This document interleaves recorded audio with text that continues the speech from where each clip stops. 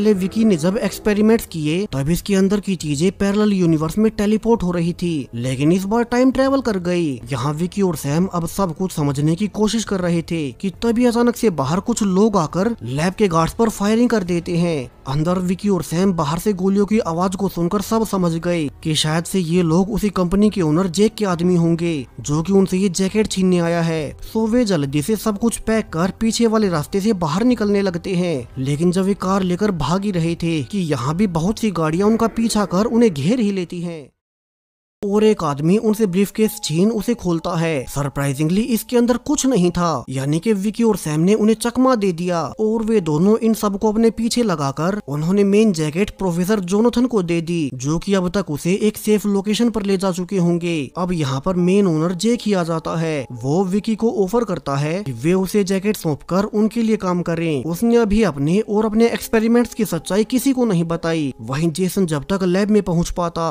तो अब तक यहाँ पर कुछ नहीं था। उन्हें पता चला कि मशीन को छुपाने के बावजूद जेक के लोग विकी और सैम दोनों को उठा ले गए। तभी जेक एना के पास फोन करके उसे अकेले में मिलने बुलाता है, वरना तो वो विकी और सैम को जान से मार देगा। वहीं एना इसके बारे में जेसन को न बताए। अब एना को शक था कि ये एक ट्रैप हो सकता है, मगर वो अपने दोस्तों विकी और सैम की भलाई के लिए अब बिना जेसन को कुछ भी बताए अकेले ही जेक से मिलने जाने का फैसला करती है। अब जेक उसे अच्छे से रिसीव कर सारी सच्चाई बताने लगता है, कैसे एना जो अब तक समझती आ रही है और जो कुछ भी उसे जेसन ने बताया है वो पूरी सच्चाई नहीं थी। अब जेक एना को सब रिवील करने के लिए खुद ही अपनी फैसिलिटी वाली सीक्रेट लैब में ले गया और यहाँ वो एना के सामने सबसे बड़ा राज खोलता है, जहाँ जेक के अनुसार वो खुद और एना का सीनियर जेसन वे दोनों ही इस यूनिवर्स से नहीं हैं। वे दोनों उस दूसरे पैरेलल यूनिवर्स से यहाँ इस यूनिवर्स में 30 साल पहले आए थे और फिर वे इसी यूनिवर्स में फंस गए और तभी से जेक इसीलिए एक्सपेरिमेंट्स कर रहा था ताकि वो अपने रियल यूनिवर्स में वापस जाने का रास्ता खोल सके, क्योंकि एक बार इस यूनिवर्स में आने के बाद उनकी वो मशीन काम नहीं कर रही